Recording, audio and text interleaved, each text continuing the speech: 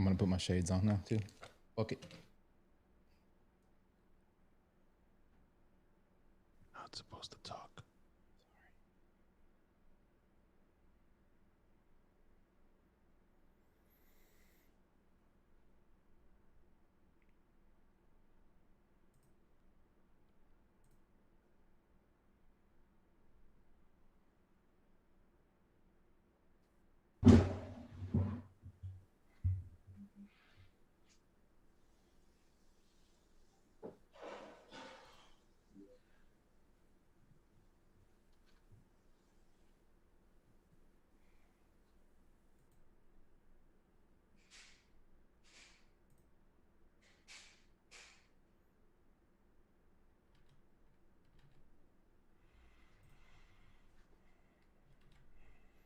Hey, what's up, everyone? I'm Sammer, along with my co-hosts Stank and Poppy Latte, and you're watching the Loose Cannons post-game show presented by Red Cat Plumbing and Air, a Tampa-based company who takes pride in their reputation for timely service, professional results, and exceeding your expectations. They truly define #TampaProud. Typically, we take phone calls. However, today's episode, we'll try to get some questions through the chat room. We are joined by former Jet, but more importantly, former Buccaneer great, Anthony Becht. Anthony, welcome back to the show, man. How you doing? I'm doing well, guys. Good to be back on. We had some good separation from our last time coming on, so I wanted to give, get some games under our belt, see where we're at. So I thought this is a good time to jump back on with you guys after the first playoff game and kind of dive into what this team potentially could be. So it was an exciting weekend. I was fired up.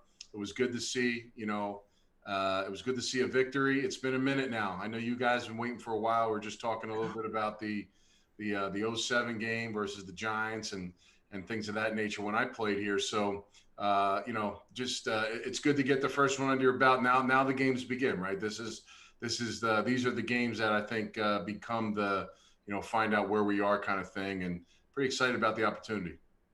Anthony, I saw you tweet out this morning, or maybe it was last night. It was this morning, that you were going to break down the defensive side of the ball, but that before you did, you said, "Help me, I'm going to need some mimosas." It was yesterday. What did you see? What did you see? I mean, the mimosas. Oh yeah, listen. I think you've all. It's interesting because I don't. Fans are saying it, but clearly we lack in some areas defensively that are. I think we can all agree on that we're not very good at. But I will say this, you have to change coverages up. You can't be just a man-free team. I get it, but with that being said, sometimes you are what you are as a football team. In the game against Washington, the first two series that come out, they blew coverages. I mean, guys were not in the right spot. And that's disheartening because, look, it's a playoff game. You're coming out, you're going against a quarterback that quite honestly, nobody really knew about, but you learned pretty quick about, that he was a little bit of a ball player in that game. Yeah.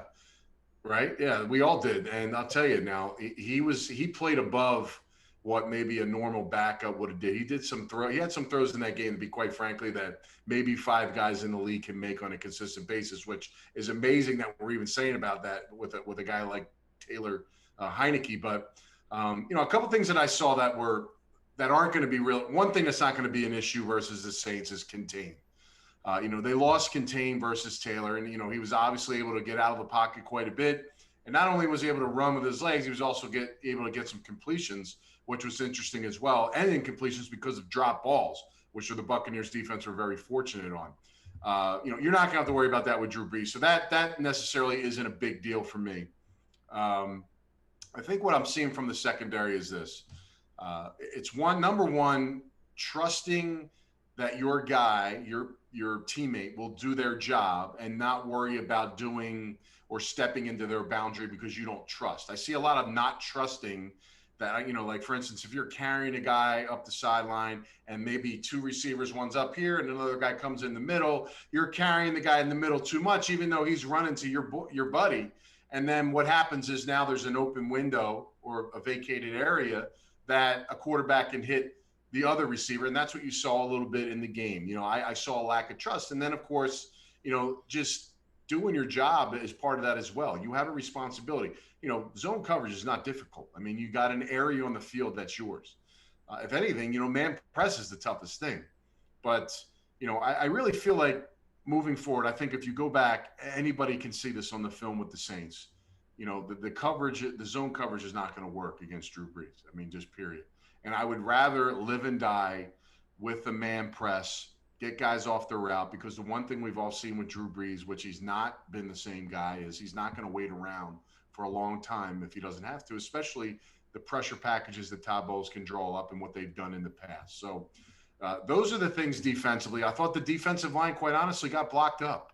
I mean, I think I undersold with Washington's offensive line how good they were, because, it was a lot of one-on-one stuff. And clearly, there was a lot of times where Taylor was able to throw the ball free and clear with no pressure and able to go through his full progressions. Now, the times that they did get hit to him, in particular, the one that sticks out to me is when Ndamukong Suh basically clubbed him in the chest, and he throws a 15-yard out on the money with Dean basically a yard away. I mean, honestly, guys, I don't know if he could have did that in the game twice. So, could you have said, well, Dean, you got to be tighter? You got to get to the quarterback. They got to him. He was falling back, and he's still able to make the completion. But I'll tell you now, they did enough in that game that they could have beat the Buccaneers, because they probably left 100 yards and drop passes on the field as well. They had some things that happened that Buccaneers were fortunate that they didn't execute on. But that's just the defensive side. All those things can be fixed. The one issue is trusting the habits that are being formed in zone coverage. They're not changing. It's the same stuff now. So kind of that's what you are. I can just see Todd Bowles sitting there right now in a meeting saying, what are you doing? Do your job. Where are you supposed to be? Coach, I'm supposed to carry the outside receiver. Well, do it. Why are you? Well, I thought I could get in. All that stuff that's common, what you're hearing. Just, it's not difficult things, but unfortunately for them, it's kind of like, you've been a smoker for a long time. It's like it's hard to just stop. You sneak a smoke here or there. It kind of is what it is. That's what you're seeing from the secondary right now. There are guys playing good. There's no question about it. And then, I thought Minter played admirably in the game. I just feel like there is a difference between if Devin White was doing the same exact things he was doing in the game, it would have been that much better. When, as far as, containing, he jumped on that one. I don't know if it was him or was that Sean Murphy punting. Just little things like that. Just come on, man. You just go make a tackle. Make this kid make those tight throws. Do what you got to do. Get to the quarterback and frustrate his day. And instead, 4 down wasn't enough in that football game. So, the Saints offensive line, again, it's going to be, it's a tough deal on the turf. You should have a little more speed up the football. I just anticipate all those things to be better. And in particular, the fact that you've lost 2 games against them. So that's kind of what I saw defensively versus Washington. I don't think anybody could have predicted that Heineke was going to play that well. He really did play well. He played out of his mind, honestly. I mean, he shouldn't have played that well, but maybe he's that guy. I don't know. We'll see moving forward for them. They may have something there, but the kid made some passes and made some throws, and they honestly let him down. He overexceeded their expectations, I think. No, he balled. As a matter of fact, I think I tweeted out in the middle of the game that if Alex Smith was playing, we would have had 4 or 5 sacks. And I don't mean Alex Smith with a hurt calf. I mean a healthy Alex Smith. We would have had 4 or 5 sacks. The touchdown run, he ducked underneath JPP and Shaq Barrett, and then dove from the end zone from 5 yards away. He ducked under Minter on one. He was just all over the freaking field. He played out of his mind. The thing he kind of reminded me of Jeff Garcia a little bit. Like faster. Yeah, maybe faster, but the confusion's still there, Anthony. I mean, there was one formation they lined up with a 3 bunch to the right, and Sean Murphy Bunting went with Carlton Davis's guy and left the guy completely running free behind him. And I thought it was Carlton Davis's. Flip. Yeah, flip. Yeah, Carlton Davis was supposed to stay deep. Exactly. Yeah, either way, there's still the confusion you would expect at this point in the season not to be there. And there were some plays to be made that we didn't make. I think Whitehead dropped a easy interception that you would think a guy like that would catch. So it is frustrating, and we can't play anywhere near that shaky against the Saints, or it's going to look a lot like it did last time we played against them. The thing we also underestimated with Heineke was that he was in that same system with Rivera for 2 years with Carolina. So he comes in and Played us in London. Yeah, he actually knew the offense better than any of the quarterbacks outside of maybe Kyle Allen with the the Washington football team. So that was something that kind of surprised me. But going, him doing what he was doing, Kevin Minter misses a tackle in an open field like that. I don't see Devin White whiffing on that tackle. That ends up being a first down on this like ridiculously long, I think it was like a 15 or 17-yard run that he pulled off on us for no reason. But like you said, there's still some weird confusion out there. But Anthony, what do you do when you have this kind of stuff still happening now all the way down here in the playoffs? Do you simply do more of what they're comfortable with, or do you just have to keep hammering into these guys?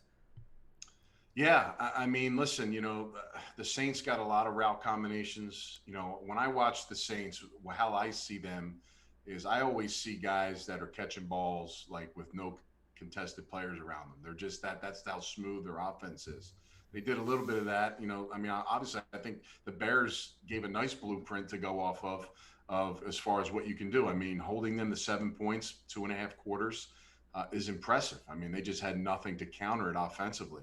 So, I think, that wasn't a great game for the Saints. Now, what happens is now their focus is heightened. They're going to be making corrections. I mean, it's just going to be a back and forth. I think from the last game, and in particular the last game, not the first game versus Saints, you were out coached also in that game, from a chess match standpoint. Peyton clearly had a great plan. He mixed some things up. They're going to be, full go. They're going to have all their guys offensively, and it's going to be a huge challenge. They're at home. They'll be better. I think the defense will get a little more aggressive in this game. I really think they have to. I would rather die that way than again going into zone and coverage. I mean, anything, and even in the Washington game, if there was space between the cornerback and the receiver or the slot receiver, where was Heineke going with it?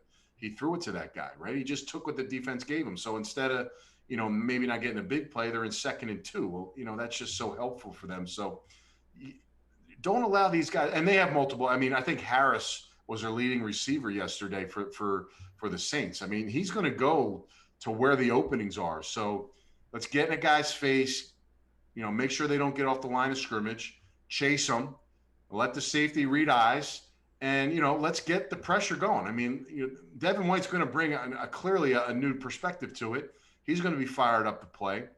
And, look, we're severely inside. We're just not quite the same without B of A. It's showing now because, clearly, like Golston and these guys just aren't fast enough, and they don't have the tools right now to be above level guys in the playoffs. So, Steve McClendon, Nacho, all these guys are kind of rolling in. They really don't do anything. For me, they're not really helping the outside guys, get their matchups. And look, JPP, as good as he played this year, he's an older player. I mean, he's wearing down a little bit as the season goes on. Trust me, he wants to play at a high level. It's the playoffs, and he's trying to, but he could be blocked up as well. He's not like he's gonna win his life, but he's smart. He understands those situations and things. So heat it up, man. I want to see it every third down. I want to see one receiver. I want to see DBs across the line stacked up, and I want Drew Brees to make a decision now.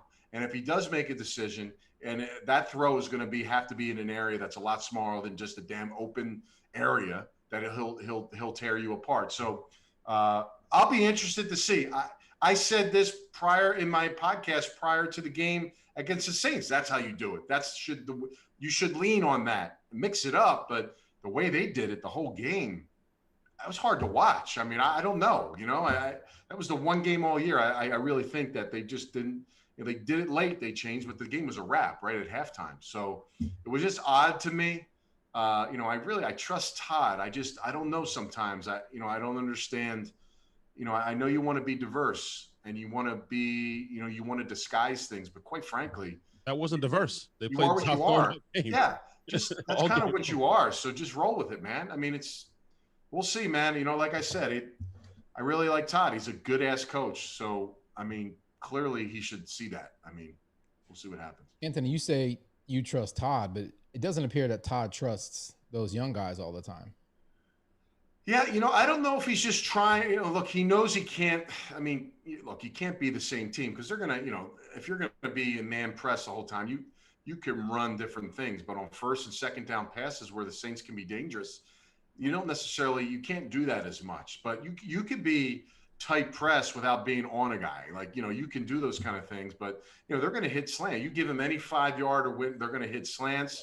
They're going to do crossing routes. I mean, they're going to have a plan for man free. Trust me.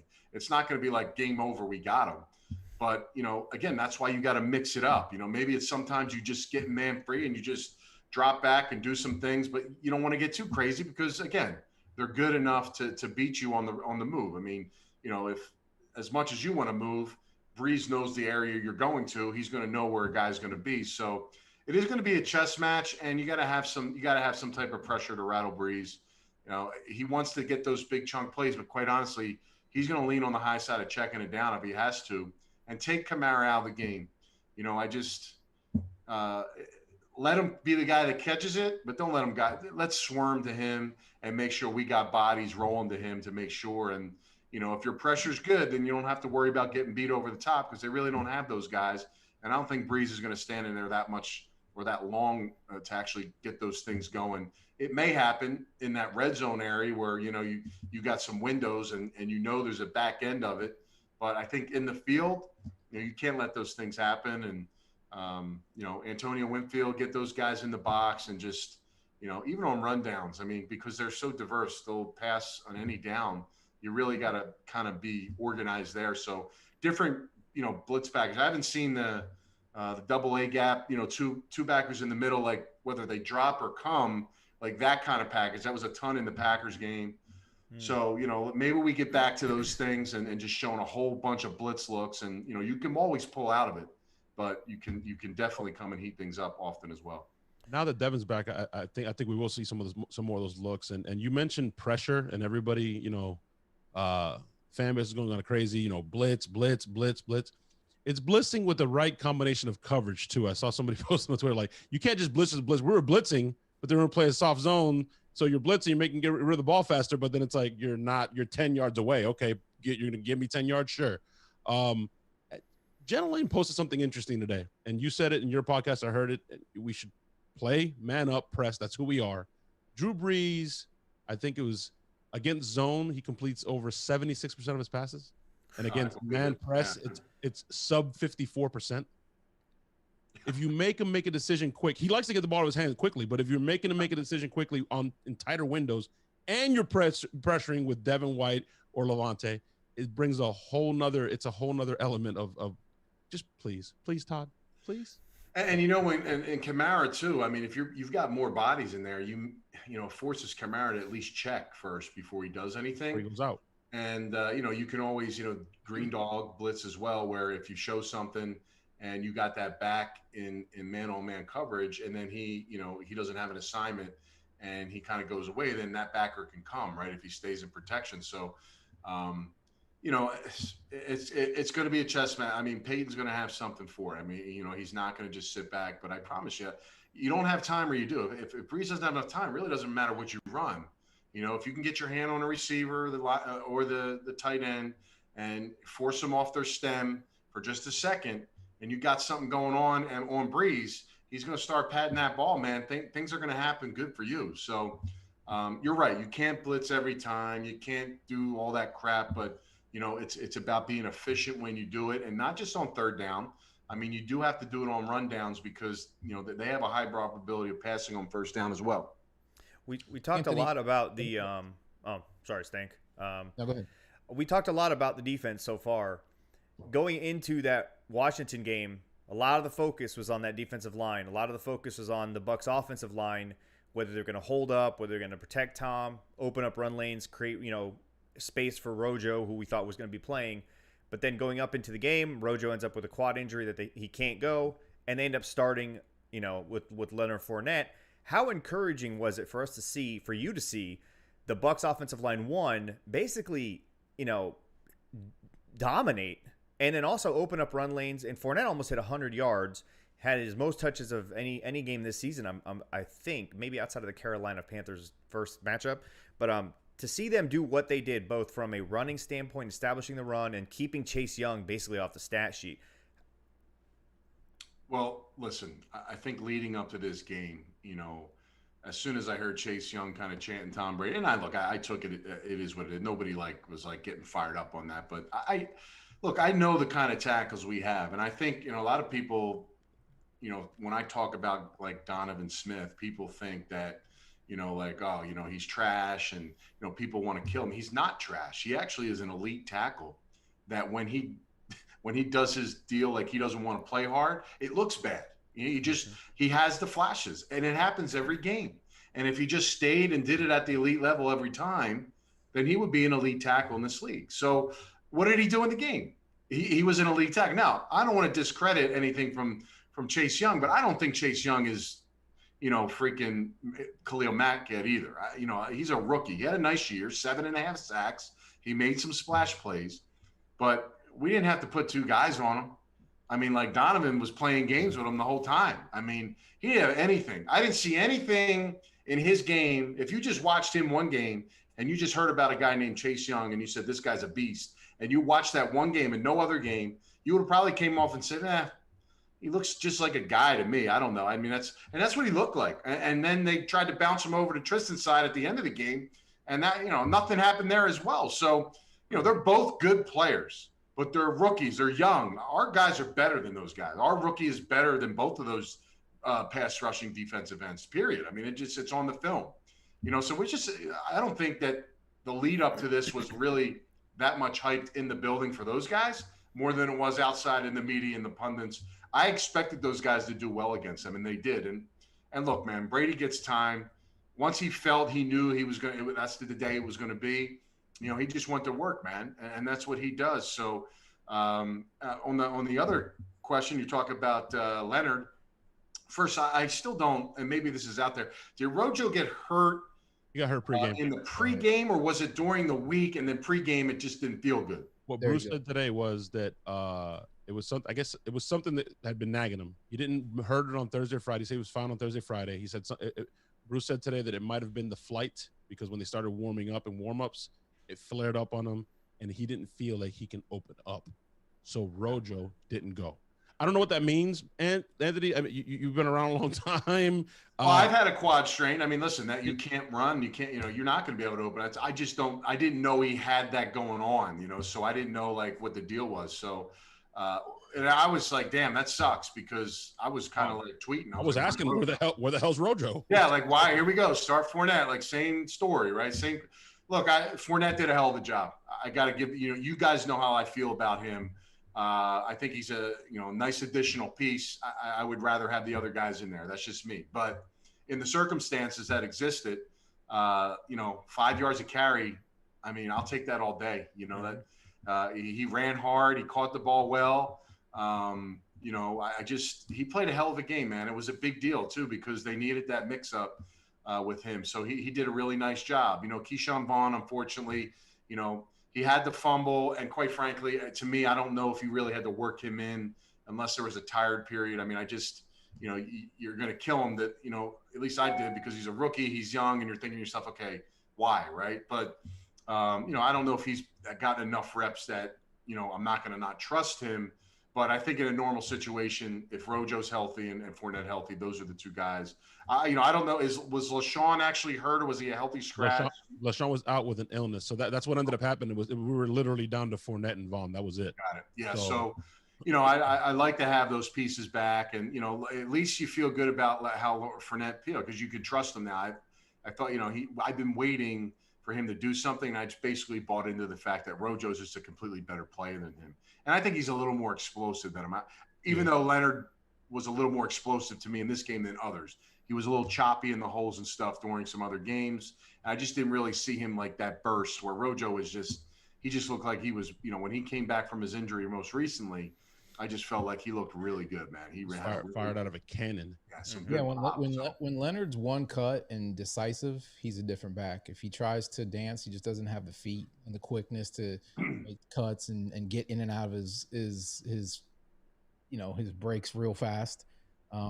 So I would, we all agree with you. Rojo's definitely, And that's okay. I mean, he's still a good downhill guy. I mean, you're right. I mean, if he just hits it and goes, he's got some steam. Hell, he ran over a couple guys. I mean, he was running powerfully as well, right? We saw a successful screen. Holy shit! He's a good receiver. Saw a successful screen, and he kind of hesitated when he caught it, like he was going to get tackled. And I was like, man, you just turn and go, man. Trust it, But you're right. It was nice. It was good to see. It was. I think what did he have? 4 out of the backfield for 10 yards a clip. So, I mean, hey, man, we'll take that all day. That's a hell of a game for a back. 100 yards rushing, 50 yards, 40 yards receiving, no mistakes, no missed protections.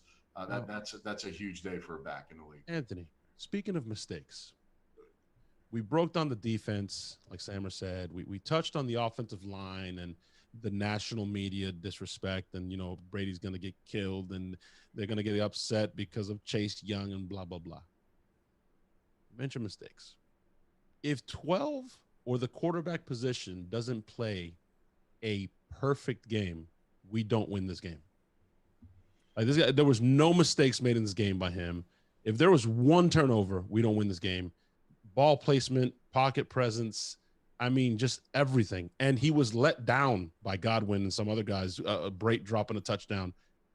I mean, this guy's 43 years old, bro. Like, I don't understand. What is he doing? Like, he played, I thought, about as good as you could play. Yeah, it's really incredible. I don't know if folks, I mean, you guys are obviously seeing it, but there really is something to be said. For me, that's someone that played the game, came out when he came out, and to see what he's doing now, I think the perfect example is you watch the Pittsburgh game, how old, slow, and bad Big Ben looked, how old and just hesitant Phillip Rivers looked. Phillip Rivers, these guys are younger than Brady, right? So I just think, look, he is the greatest football player ever to play in the NFL. You have to give him that label. And, it pains me to say that because, look, he was my enemy for a long time. I mean, this is a hated dude. But this is why you paid him. He's underpaid, to be quite honest. He is underpaid. We got him on a discount for at least 2 seasons. And, he did exactly what I expected him to do because that's the expectation level we've had with him. But it wasn't fair to even put that expectation level on him because he's 43 years old. I mean, think about it. He made it through the whole season. I haven't heard him on the injury report, anything the entire year. And to do what he did in that game, you're right. I mean, he could have had well over 400. They both got to have well over 400 yards, but he easily could have had over 400 yards in that game and 5 touchdowns. 4 or 5 touchdowns. But, he's just, and it's a tribute to the line. They played well, and they played well throughout the season. I mean, you got a rookie tackle that basically is an all-pro player his first year. I mean, those things make you feel good as a quarterback, and that allows Tom to be as effective as he's been. But it's truly remarkable. You're seeing something not just as a Bucs fan, just as a fan in general. It shouldn't be happening. That picture of him and Blando, is that not awesome? Like, I thought the guy I thought the guy was 85 years old when I saw it. Those guys used to smoke cigarettes on the sideline. That's all those cigarettes and cigars, man. Inside.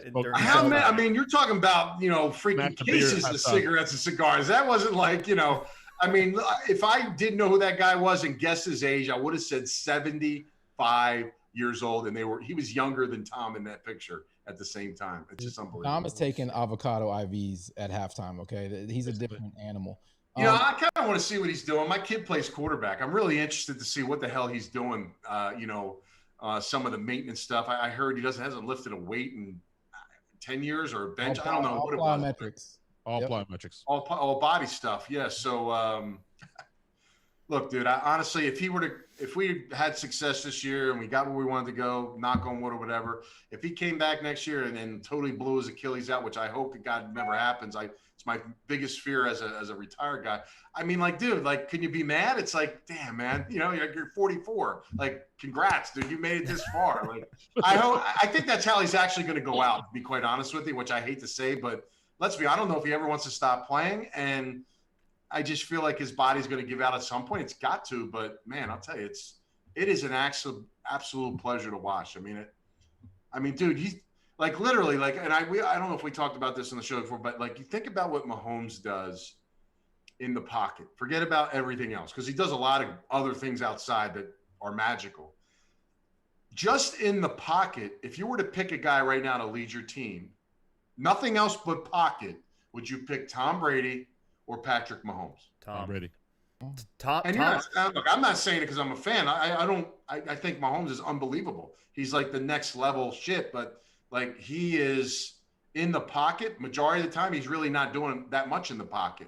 Like everything Brady does is within the framework of the play. Think about that across the league. How many quarterbacks can stay in the framework of the play and have as much success as he had? Third in passing yards, second in touchdowns at this age, at this level, within the pocket. You're seeing the frustrations that Big Ben, Philip Rivers, Drew Brees, they're not the same, man. You can't say that about Brady, period. So I'm telling you, man, in the pocket, even Rodgers, I mean, look, he's awesome in the pocket, and he may be one guy because he's not as mobile as he used to be, but he moves around a little bit.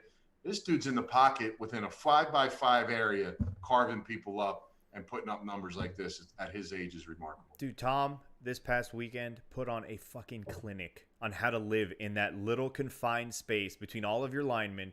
He was jumping 5 inches this way, 6 inches that way. There was a couple of times where I saw him just take one little baby step forward just to create another passing lane, and he just throws this amazing pass that nobody could caught except for Mike Evans sliding down for a first down. But what I like, one of the surprises of the game too for me was Gronk wasn't really part of the game plan outside of making sure he helped the guys on the ends, but Cameron Brate, a tight end. We got a tight end on the show. Got to bring up Cameron Brate, dude. Cameron Brate was freaking awesome. Just awesome. A guy who doesn't get a lot of reps, comes in, answers the bell. No fucking problems. Yeah, exceptional. I mean, fresh legs, right? I mean, he's obviously been prepared. He's been through the rigors of his career. He's been an accountable receiving tight end. Tanner Hudson was in the game quite a bit as well. I mean, look, man, when your number's called, Tom doesn't care who you are. That's the thing that like when you call plays, like everybody's an option. You have to be ready. I think, which is great for your offense because everybody's going. There's no half-ass. So like it was just Braid's turn. I mean, he was the guy and he was open. I mean, he didn't throw it to him because that's my guy. Like he threw it to him because he was the guy that was open. So, I don't know who it's going to be next week. It may be Gronk. They're not going to have. I wouldn't use Gronk as much protecting. I get it why they were doing. He blocked his ass off. Thought he did a good job doing it, and that's what he was asked to do, and he did it at a very high level. But I think across the board, Brate just had a monster game. If he doesn't drop that touchdown, you're talking about a really good game for him. So it's nice to have that, and that only settles your quarterback even more because it just adds on to everything else that you have to your disposal from an offensive standpoint. Does that even make sense? Like at the beginning of does that even make sense, Anthony? Like, can you imagine if this team still had OJ Howard? He'd be catching those balls instead of Brate. Like, does that even make sense? Like to have Vita Vea and OJ Howard on this team, like that's ridiculous. You know what? If those two guys were playing, man, I'm telling you, a lot more people will be jumping on that wagon, and they'll be jumping on it soon. I mean, this is a huge game, it's hard to beat just off the theory of beating teams 3 times. It can absolutely happen. There's no doubt about it. But man, you as a player, you better be you're pretty freaking hungry with that one because you don't need any getting revved up for this one. I mean, you got your ass kicked twice by these guys, and I just feel like. You saw Brady's video. I know. That was pretty cool. I like those videos he does, those reels, man. Those are pretty hype. I like those last year too, but you get hype, man. I like what he's become. He was always a very to himself business guy, and he had a lot to accomplish on his plate, right? He was trying to set the bar, and he's done that. And you've seen him now still playing and doing the same thing, but he's given you a little bit, entered his world, and you listen to those things are that kind of like if I'm a player and it kind of hypes me up as a former player when I see those things because it's like, man, that's hype. Like you want to go out there, the music, whoever does all that crap for him, whatever it is, it's good. So I like it, man. It's a good part for him because he's blending, and he's not like just some old dude that just, like I played with Kurt Warner and I love Kurt, but he was just older than everybody. So he's just by himself doing his thing. Like, there's some, there's something to it there. It's pretty cool. Anthony, we're facing the Saints. They beat us 5 games straight. Arians hasn't beat him since he's been here in Tampa. Have you been part of a team that has a nemesis like that, where no matter what, you get your ass kicked every time? And second part of the question is, watching that Cleveland Pittsburgh game last night, I put myself in that position, watching that game, thinking, man, this is what this team needs. This is what the Tampa Bay fan base needs. We need that kind of win. I'll take any win, honestly. I'll take a fucking 1-point win. But I'm saying, is there a psychological hurdle here with this team too? I don't think it's quite. I don't, because I don't think it. There's just a lot of new blood, younger players that were kind of learning and getting, becoming a part of it. Some new guys that just, that's not common for Brady. That's not his world. So he ain't fallen into that trap. Well, I will say, though, from my experience, it didn't happen to me on the losing side. It was more the winning side. When I was with the Jets and when I first got drafted, playing the Dolphins is a huge divisional rival. And they were on a string where we had won like 8 or 9 games in a row versus division opponent, which, was like that. The Dolphins were good when I was, when I came out. They were like Juan Stat years. I mean, they were very competitive, but they couldn't.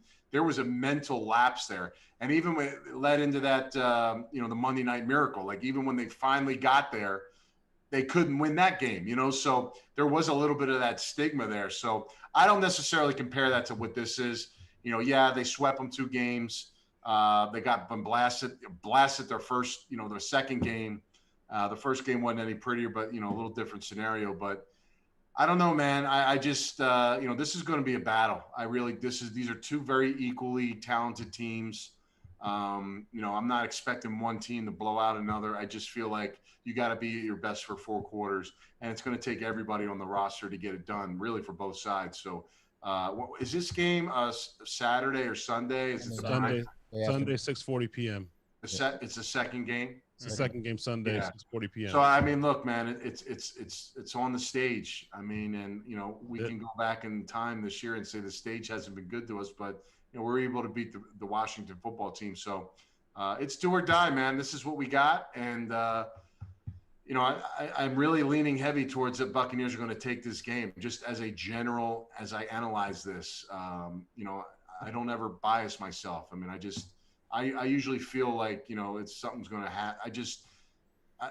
They're clicking at the right time. They can make their corrections. And, I didn't love the Saints against the Bears. As far as what I saw from them. So there's some room there. There's some room for them to take care of business.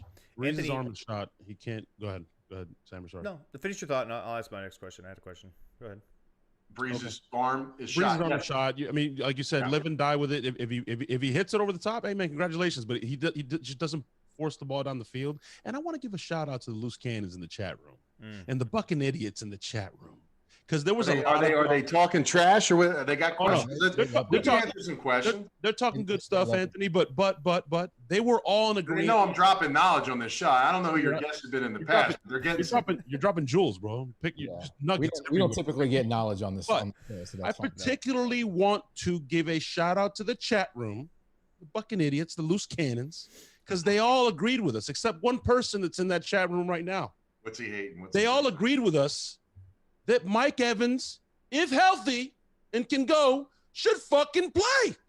And go figure, Anthony. It played out that your boy Godwin, sure-handed as hell, dropped 5 passes. Antonio Brown, only 3 targets. I don't know about 5 passes, guys. He dropped 4. He dropped at least 4. Yeah, okay, but so as I went back. Point is, Mike Evans made the difference. So there's no doubt. Look, he looked good to me. I don't think there was not. I think it looked a lot worse than it was. On bottom line, I didn't even see a brace. I don't even know. There may have been some tape, like kinesio tape, like that, to tighten it up and stuff. But I didn't. I mean, he looked. I saw a couple was coming out of his breaks. He looked fine. So I mean, it's a non-issue. I think it scared him at first. I think it looked worse than it did. Scared me because he didn't look like he was stable after the fact. But of course we needed him. I mean, he's a big part of that. Do I still think we could have won the game without him? Yeah, but my thing was not. And my whole thing was I didn't want him to play if he was still in bad shape. He was less than 75%, and he could have had a big jump in percentage of how he felt in 1 week's time. That was the only scenario. Other than that, man, let's go. So clearly it wasn't an issue for him. If he played in pain or not, I don't know, but he looked fine. So it's not like I saw him like, yeah, he played, but he didn't look fast, or he looked the same to me. So he was good to go. And from Godwin, honestly, I look at the other side. Godwin played a hell of a game, to be quite honest. The catches that he made were impressive. Yeah. The ball that he dropped was bad. I'm talking about the corner route. He short-armed the catch. He dropped it. That's the only one to me that I looked at and that hurt me. The ball on the sideline, the little flat route, he had to turn his body, was low. Yeah, he catches that, he's going to get 3 freaking yards. I don't care about that. It was a tough catch. It was a crappy ball. And then, of course, the one over the middle, I thought it was, it would have been a great catch. Did he drop it? From our expectation levels, we expect him to make that catch. But, man, it wasn't easy. And then the other one, to me, was contested. I thought that one was contested in the end zone, the DB got his hand exactly. So the big key for me, man, that to touch on that, Mike Evans didn't just play in this game. Mike Evans was a huge part of this game. Almost every catch was a first down. When we needed a catch, Mike got us a freaking catch, and he got us a first down. And I expected him to almost just be a decoy out there, kind of just force the DBs to give the respect, and the other guys just eat. And for him to come out and do what he did, the only thing that could have made that night better was a touchdown. It took him all of one playoff game to break Keyshawn's Buccaneer receiving record in a playoff game, right? And he did it on basically one leg. You could argue maybe a leg and a half. But my question was going to be towards this was a first playoff game for a lot of guys, and a lot of guys that are extremely young on this team. Guys like Winfield, guys like Carlton Davis, SMB. Obviously it's the first game for guys like Levante and who else on that defense that's old. Golston, William Golston. But you were there for your first playoff game, Anthony. How much of that game, one, is jitters to some point, and how much of it is needed to get under your belt to really calm down and go into that next game understanding what that speed is? Antoine Winfield had to get used to the speed of the NFL, and then now he has to get used to the speed of the NFL in a playoff game. Just go ahead and speak a little bit on how much that actually factors into maybe what we saw from them earlier in that game. Yeah, everything's dialed in, man. Everything is slightly faster, but there's not as many mistakes that you can, expect a team to potentially make if you're playing, for instance, the Lions in the regular season, right? So, everything's heightened. The details have to be precise. The week of preparation is all football. Like, there's the family, all that stuff. You tell your family, like, I need my boundaries, and this is all, because it's an elimination deal. I mean, that's what it is. And I just getting one under their belt is huge. I think it is, but they don't have to deal with the crowd. The one thing I was telling you guys before, I was watching the 2007, the Giants, and then the Washington game 2 years before that. Dude, that crowd was crazy. Were any of you guys at those games? Yep. Yeah. Yep. Dude, I was like, wow, like I missed that, like flags, and there wasn't an empty seat in the building. I mean, it was freaking giving me goosebumps watching it on YouTube, let alone remembering it back when I played. You don't have that factor. I thought it was pretty cool. Tennessee atmosphere, the Ravens and the Titans looked awesome. They were able to have fans at the Bills in the lower bowl, which looked pretty good. I mean, but man, the advantages of playing a home game with fans full capacity is monumental. I mean, it's just the fact that you don't have that, be quite honest with you. I'm not saying it makes it easier, but just from a communication and different things, moving pieces, it makes it slightly easier on that front, and you don't have as many of those mistakes. So you're right. The speed is up. When you play a team like the Saints, their vision is Super Bowl. They're not freaking, it's not NFC Championship. Like, these guys are sick.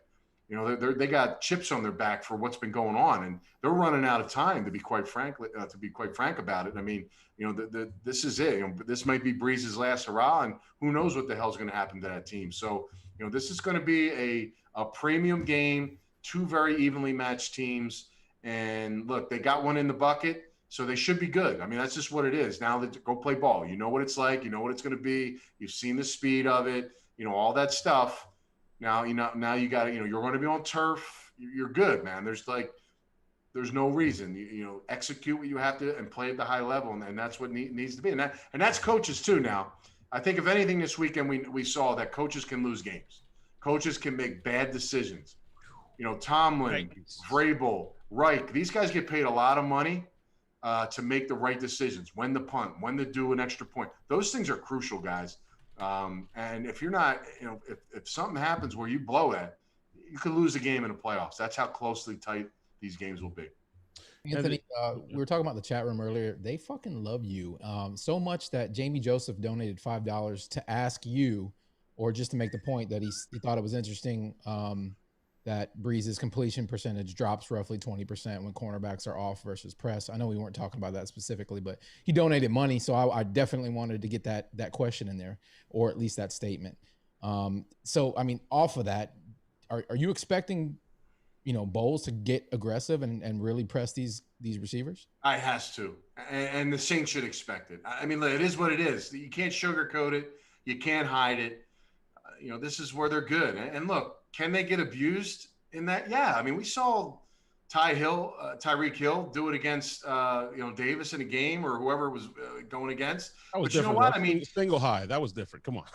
Well, I'm just saying, but in those man-to-man things, like if you don't get to the quarterback and it all doesn't come together, I mean, guys like that can make plays. Yeah, sure, but I also felt like he was in a situation where he could have, could have been better for him in the technique that he was playing. So it wasn't like the defense failed. It didn't fail. It just, in that particular moment, you didn't contest the ball. You didn't get your head around.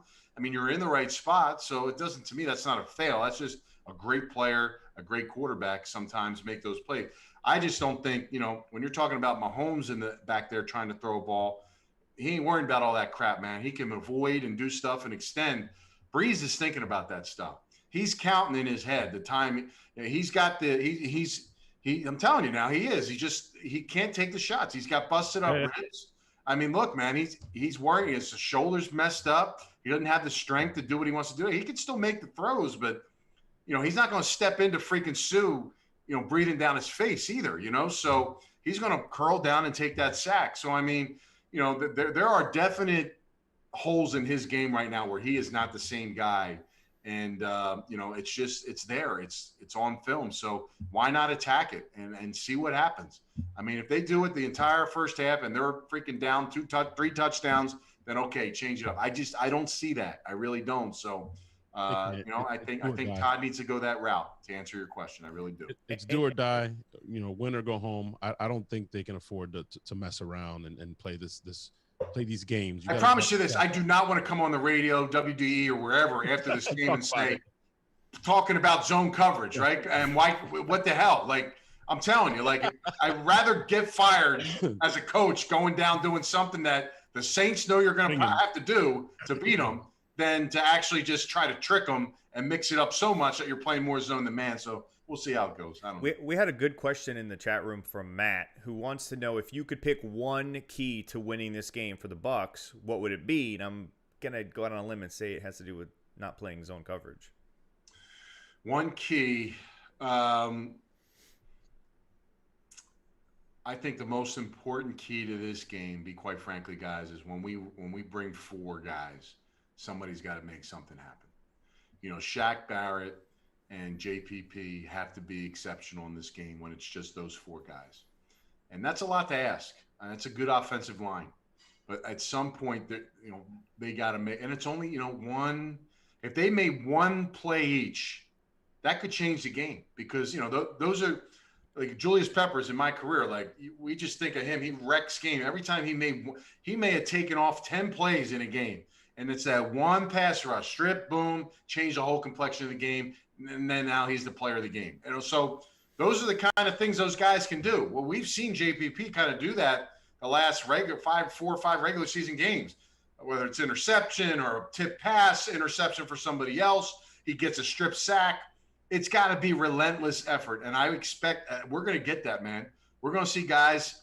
I mean, if you're not dying after this game, then you didn't go about this thing the right thing. You need to be dying after this game. That's if you want to get where you want to be defensively, get to the Super Bowl. Forget about the offense because they're going to whatever they're going to do, they're going to do.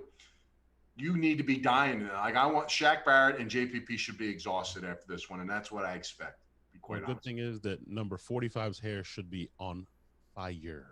There's nothing slick. I always talk about how do you discipline guys? How do you make, when guys mess up, and it's not taking their money, it's taking them off the field. And I'll tell you, there was probably nobody sicker than him in a game watching his team. I can only imagine him and Stefanski from a coaching standpoint, how sick they were that they had no control when they're normally out there getting their name called every single play. I mean, it's just, it had to be gut wrenching for him. So you're right. One thing I don't overdo it, right? Don't be running around so much that you start over, because we'll do that. We'll, overrun holes and stuff. Dude, just do your thing. Whatever you've been doing is enough, but we need it for 4 quarters, and it's going to be nice to have him on the field, man. He's a difference maker. He's coming home. This is his hometown. He is coming home. He knows how to play well. He's coming home. You touched on it earlier. Cam Brate did do a press conference afterwards, and he talked about it, about how, man, it just felt good to get that off our back, get that first playoff jitters. So I think there is a little something to that. And we would be fools, right, Anthony, to think that this whole COVID thing, I mean, we're lucky. It's not going to be a packed house. Yeah. The Browns, they punched Big Brother in the mouth, but I'm looking at the game and I'm like, man, there should be 80,000 yellow towels. Like, it's you know what I mean? Like, they beat them. I'm not saying that, but that makes a difference.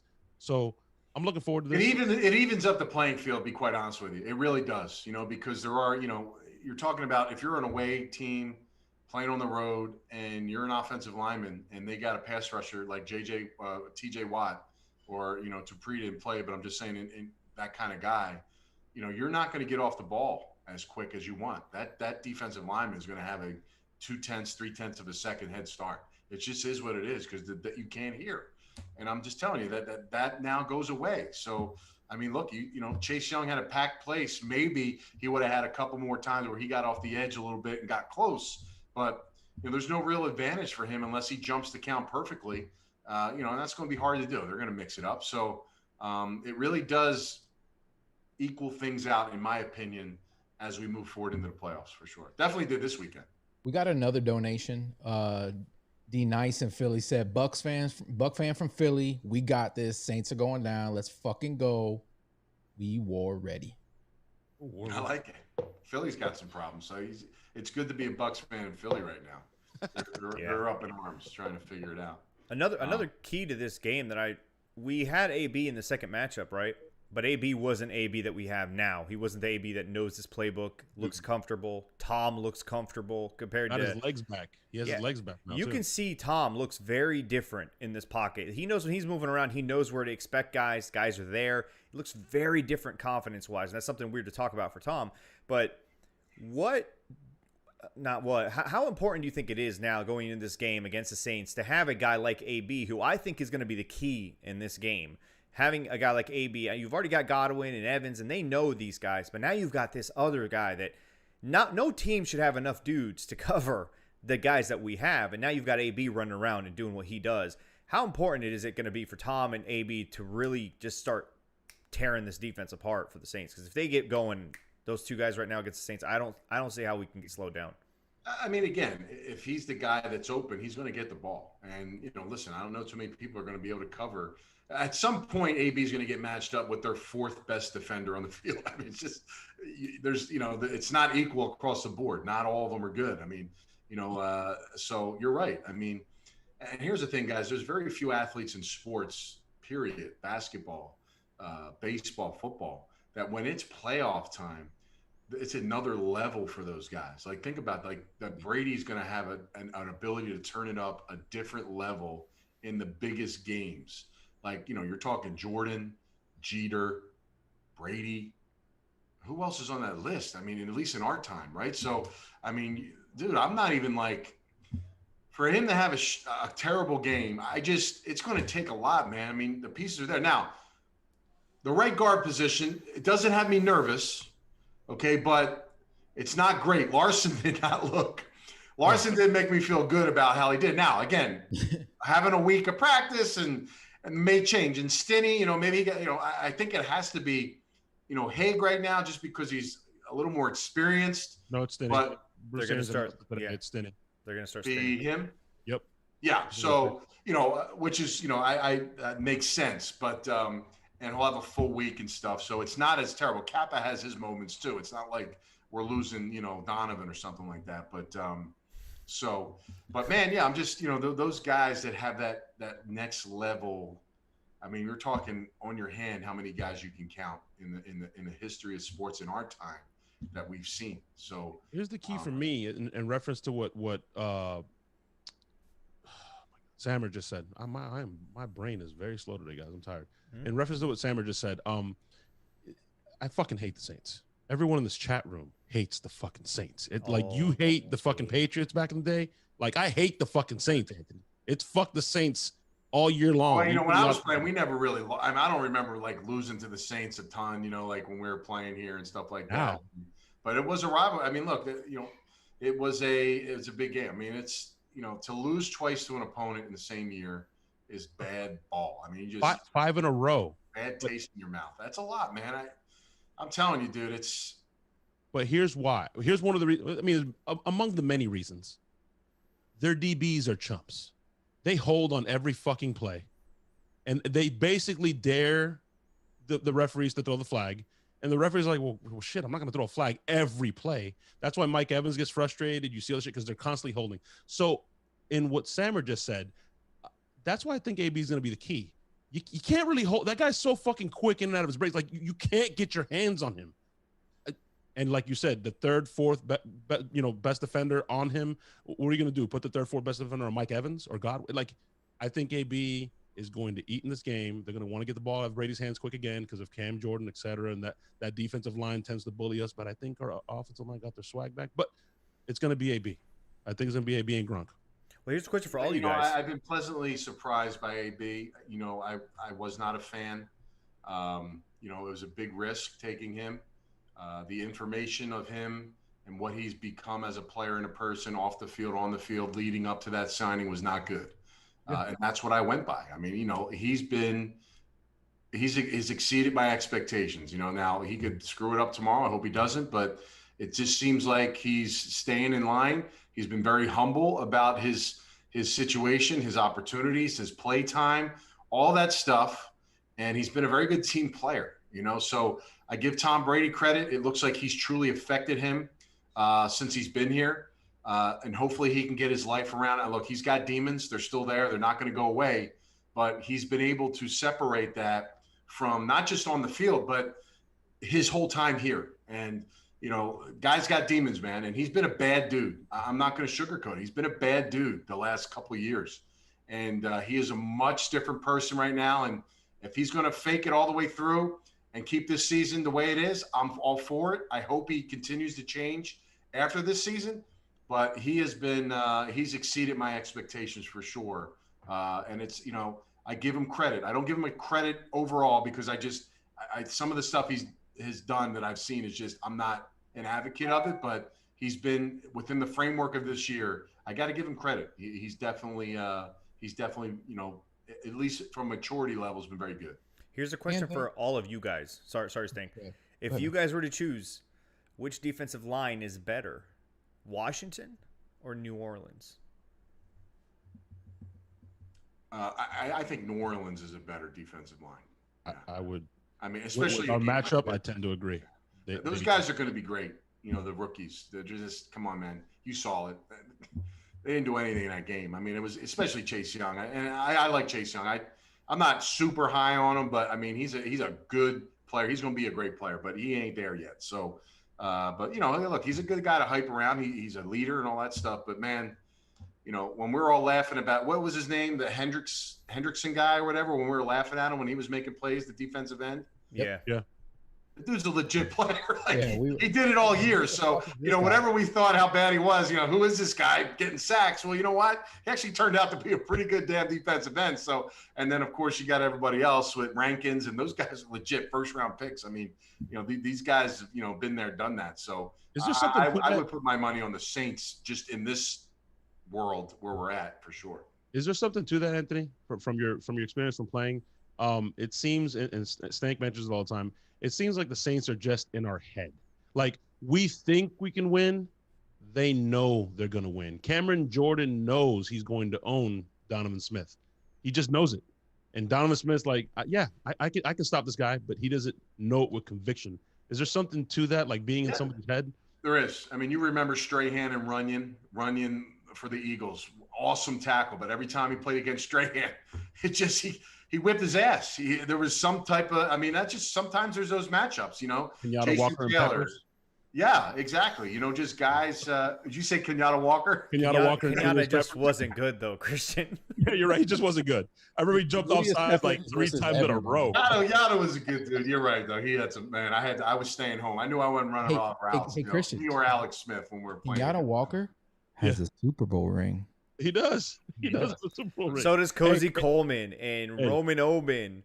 And so might Donovan Smith for all you haters out there. Listen, man. Listen, he was my MVP. He was my MVP. Ship. He was the my haters MVP. were jumping ship. I put a love for Donovan Smith thread, and it's got like 500 something likes. The haters have jumped ship. Donovan. Well, look, you've seen how he's played in that game. Honestly, that just shows how much of a little bit of an underachiever he is in general. I want Donovan to be great, man. He could be the best. That performance was legit. I mean, like he can do that. He just hasn't done it for 4 quarters for whatever reason. Well, what's the deal though? Is this? I don't know. It's mind-boggling to me. I don't mean this year particularly, because this year he's been much better. I mean, he had a couple, lapses there in the beginning, but worse in general is making it have to play better, right? Because the guy's been unbelievable. So that just in the room alone, you could argue that he may not be the best tackle. So I mean, but at the same token, Donovan knows that he's going to get scooped up by somebody real fast if you don't want him because he's so talented.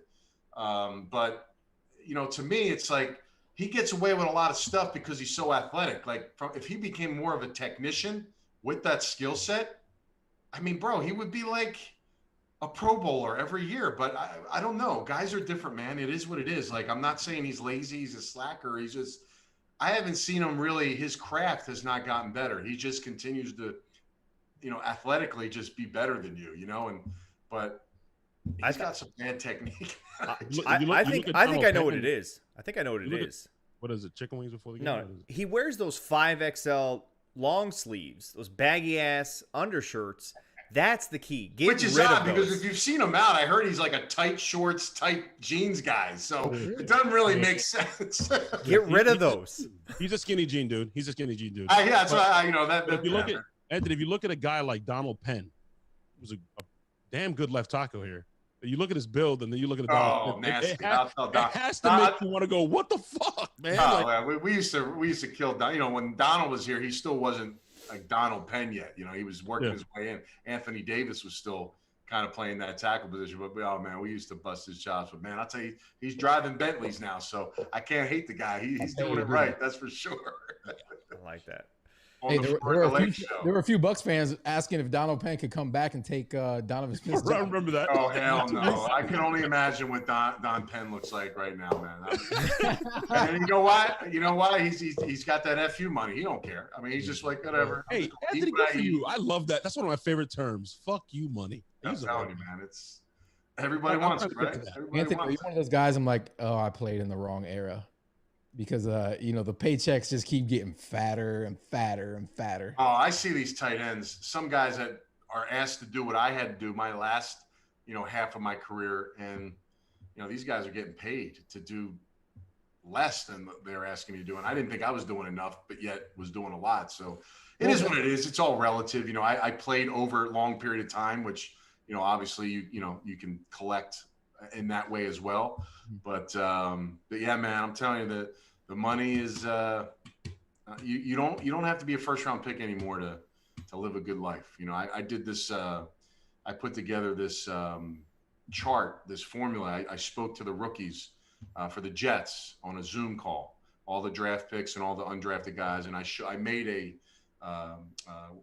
Excel of how you can play in the league for 5 years at minimum salary and be set for the rest of your life. And it was really intriguing as I put it together, how like, wow, like you really could. Now, not necessarily when I was playing, but the numbers are different now, right? So I told a guy, like, if you were a special teamer on the roster for 5 years and you just stop playing, look how good you can live if you do it right. And, you know, it was pretty cool. I thought it was a really nice deal and they were like, wow. So I'm talking to, you know, with Becht, who's making, you know, whatever, 15 million. I mean, come on, you know, it's like, make it work, dude. You know what I mean? So, but you know, it's just, you know, it's a life, it's a fast life, man. You got guys that are making, you know, the paycheck to paycheck, hanging out with guys that have 10 cars in their garage. You know, it's a tough deal. And, you know, we see stories all the time. There's a lot of success stories too we don't talk about, but, you know, guys don't, you know, when you're 21 years old, guys, somebody gave you $2 million at 21, what the hell would have you done with it? I mean, were you educated enough at that time to you know, so, you know, and these guys, I would have been nothing. Pac-Man Jones. You remember how he lived? That would have been me. Yep.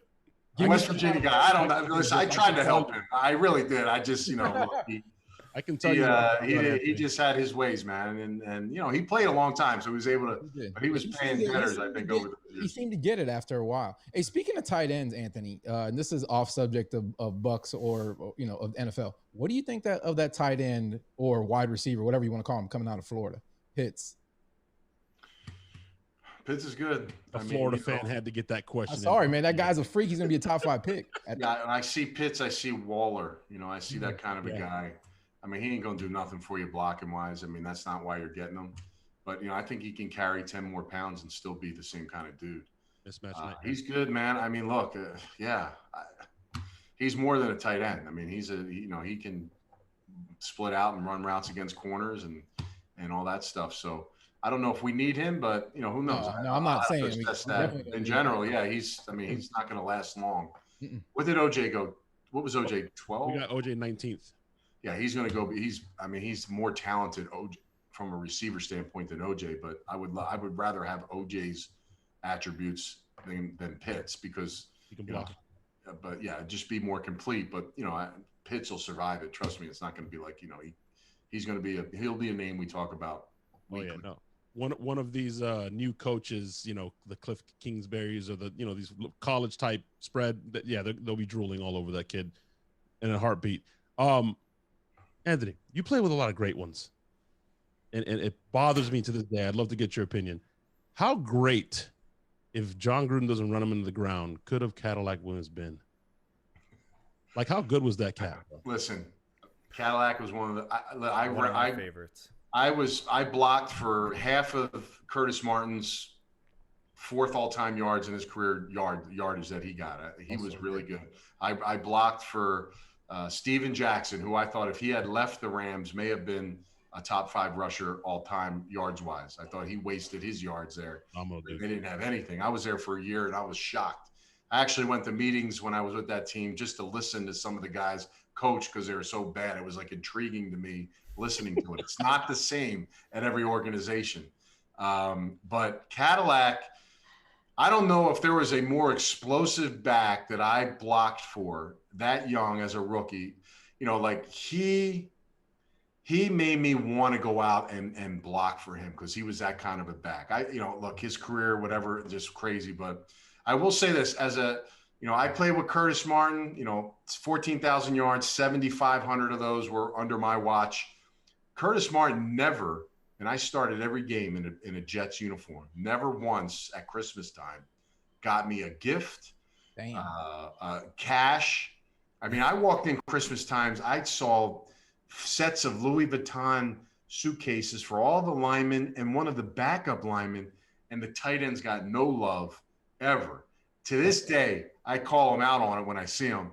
And, you know, he gave like $2,000 cash one year. I didn't get he didn't even get me like all this stuff he bought at Louis. He could have got me a Louis keychain or something just to say he was thinking about me. Can you get a fucking Applebee's fucking gift card or something? Anything. A money clip. Yeah. Just grab a money clip. And I'll tell you, the year when we led the NFL in rushing, it was behind my ass the entire season. And I got to film the document. But reason why this relates to the story is Cadillac, his first year, remember like the first 8 games, it was like the best rushing. This dude got me a Breitling watch. You know, it was like a $7,000 watch with my initials embroidered in the back and everything. This kid was a rookie. He didn't have to do that. So I'm just letting you know, Cadillac calls and he needs something from me, he gets working. I help him or whatever he needs done. But that's something that will always stand with me. So, and I call Curtis out on this all the time because it's still, as we're talking about, it irks me that I walked in Christmas time and then I didn't get rewarded for the things that I did for him. But the tight ends are just Brett has put in the corner. Just listen, Anthony, bring him on the show here. Have him come on here, and we will do nothing but talk to him about how terrible that is. We'll just roast him the entire time. The chat room's got your back, by the way. Everybody's mad for you. Everybody's pissed off in the chat room. Let it out. And trust me, you won't leave this podcast without a bottle of hot sauce, a t-shirt. Sammer is going to give you gifts until you like. Well, I will say this, guys. I mean, it's 7:15. I can smell chicken parmesan on the table already. This is the longest I've ever been on a non-Anthony Becht podcast. So consider yourself, lucky for getting me for, over that time, because I've never been on anybody's. What we do, Anthony. It's barbershop talk. You before you know it, the clock is like, oh shit, trust me, I get it. Every time we do our podcast, I'm like, the one I do twice a week, I'm like, yeah, we'll just do 30 minutes. We'll knock it out. And we end up going an hour and 15, or, you just start talking, whatever. But you guys are good, man. I appreciate you having me on. All right, let's get you out of here. Score prediction. What's up? Yeah. Matt in the chat room says, I give Rolexes to all the guests, apparently. So I'll just DM your address, Anthony. Send it to you, and then you can send it to me. And then we'll do prediction. I just want to look what's the number on this game, because I get I got 3. The Saints are favored by 3 right now. It's a home 50, field spread. 51 is the over under on the total score, and they're favored by 3. I'm gonna go Buccaneers 31, Saints 27. I like it. 31-27. It's gonna look. You're gonna bite your nails for the whole game, man. It's not gonna be like lead the game. They're going to have to play ball, man. It's going to be that game. So I'd rather, at the end of the day, if you win it, it's all worth it. So regardless of this, that being the score, and I really do feel well about them, winning the game. So I fucking love it. Listen, just like we ended the vet 19 years ago, almost to the day of this upcoming game. We're just literally 2 days off of that date. We are ending Drew Brees' fucking career. Era. Ending it. I mean, it's not going to be easy for him. But he is Drew Brees as well. I don't want him to want to look at football for 5 years after this game. I want him to just be like analyst next year, bro. No, I want him. He's a job, right? He's going to be doing Bucs games here. No, he's not. He's going to be doing sad ass Copperfit commercials, Anthony. That's what you're going to see. I heard they pay well. They pay well. Anthony's keeping his windows open. He's not gonna shit talk because fucking guys, they might come knocking. I don't want to be the Bolton. They're gonna put a picture of me talking shit on Drew Brees. That's gonna fire him up. Hey, speaking of biting nails, somebody in the chat just said we're gonna need oxygen to watch the game the entire time. At least you're watching a game, though. I mean, normally we're getting ready for Lightning or whoever the hell else is doing the draft. The draft. We're doing draft study. All right, take us out, Sammer. Anthony, you are probably my favorite guest, man. You know everything. Wow. You are so good. And it's fun, and you are informative, and you're a player. So you give us a perspective that is unmatched by any of our other regular guests, outside of a few special, actual players as well too. So just fuck Vita Vea. No, you know what I mean. He's been here longer too. Either way. But Anthony, you also have your own podcast. You do a couple of different things. I'll let the people who are watching now know about that before we end the show. Yeah, listen, I appreciate your listeners. Really good questions, guys. And, maybe we can do something where it's just all questions next time. But yeah, honestly, the easiest way to follow what I'm doing is go to my Twitter, Anthony_Becht, BECHT. Everything is plugged in from my Twitter. I do 2 live video podcasts, just like you guys. I'm new to the game, but we did it for the entire season. Me and my guy, Dan Grassa, every Monday and Thursday at 10 a.m. And we just chop it up. It's mainly football, but we're doing it just like this and having a good time with it and going through all the picks. And we'll make picks on Thursdays.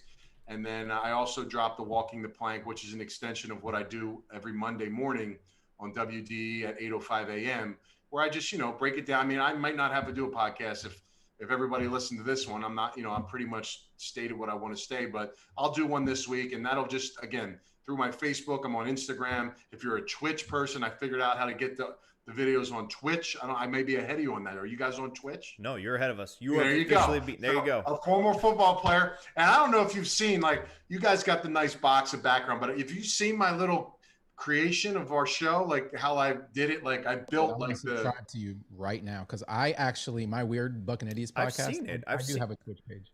I've seen it on Twitter. I've seen that one myself. So, I watch YouTubes during the pandemic to figure out how to build a nice little, Get you, Anthony, finally. Yes. I fucking like it.